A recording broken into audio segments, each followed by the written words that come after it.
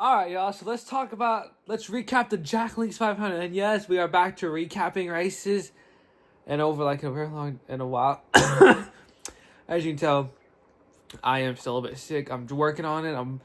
I know health comes before YouTube, but I wanted to make sure I got this out there before it got anywhere. So, in my personal opinion, I thought that was one of the best Talladega races. I know what you guys are going to say. That was god-awful. In my personal opinion, that was one of the best Talladega races. And I'm going to show you why. So, let's go all the way back to stage one. Green flag flies. Obviously, we knew it was going to be Reddick and Larson to lead the field with the green flag. Also, during that little pre-race segment, it was already announced that Tyler Reddick has signed an extension with 2311. Didn't say which year, how many years he's going to be there. So, he's already staying at 2311. And then, some interesting strategies. We got a few pit road penalties. One with Denny Hamlin for speeding. Chase Briscoe got one with a safety violation, hitting his crew members. I think that's because he came in there a little bit too hot, if you ask me. Stop. Thought I had my dogs on camera for the first time. Yeah. And then, what else happened? Yeah, so, the Fords only did the one stop, so they went long and took the stage one win. That was with Ryan Preece, along with, I think it was Busch. No, I think it was because last week I got second and Busch to third. Might have been Logano who actually got third. It'd been cool if we got to see RFK got 1, 2, 3 in stage one. So that happened. And remember, the stages were changed. Stage one was going to run 9 to 8 laps.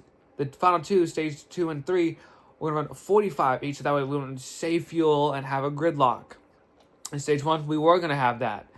So yeah, I can see why people are saying that worst race, because obviously we're still going to see fuel saving and some gridlocks at the super speedways. But at Talladega, if they, probably shorten up the stage, we probably wouldn't see that. Maybe if they do it for stage one, like let's do like 50 laps or like 46.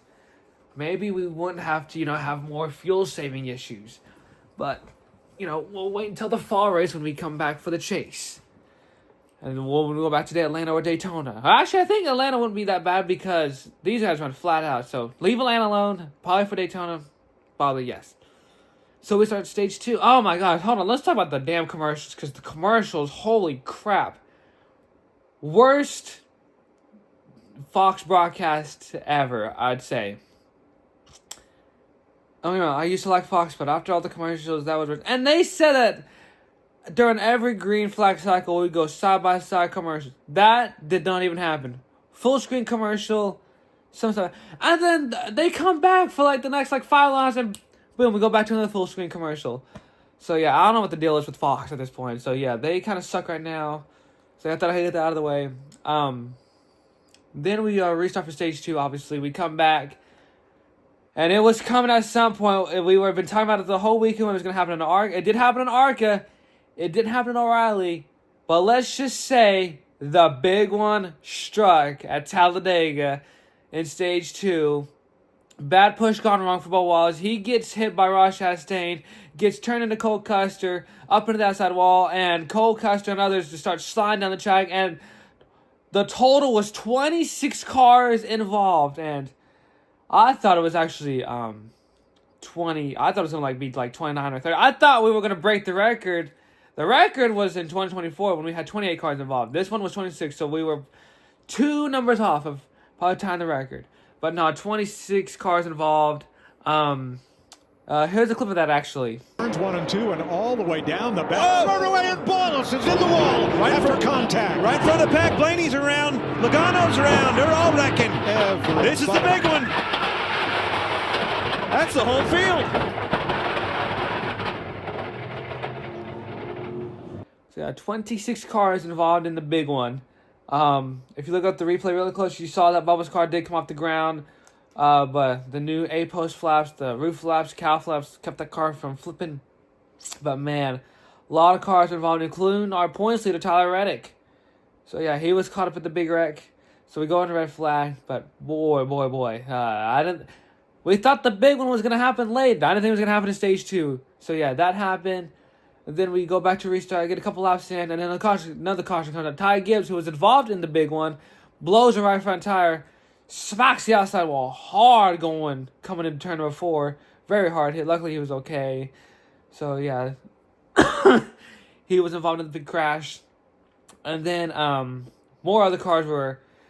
So we restarted once again. Then everything was died down. Stage 2 wide.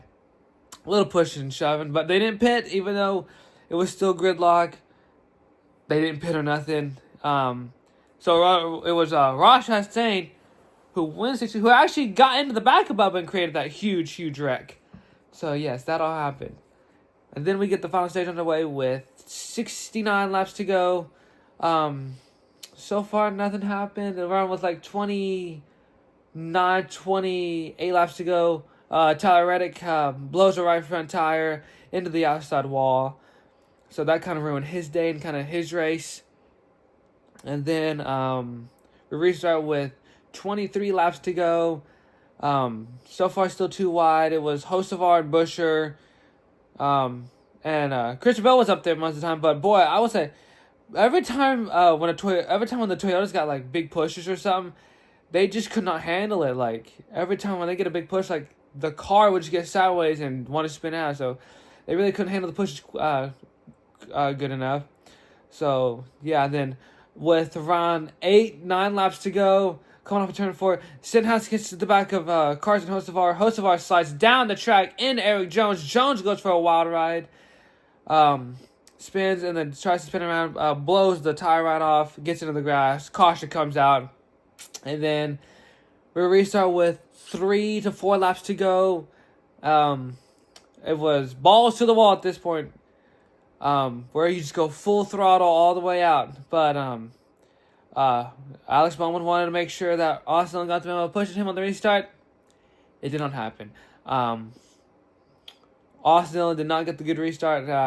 Just for some reason, he just could not get like good restarts. So he couldn't get to the back of the 48. So we keep it clean and green. We make it back to the white flag with 2 to go. A few cars were trying to get out of line.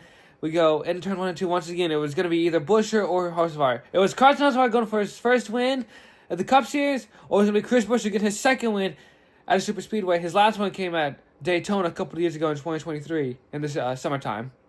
So we thought that was gonna be Buescher who was gonna, or Hocevar. One of them was gonna pick up their first win, or one of them was gonna get their second super speedway win.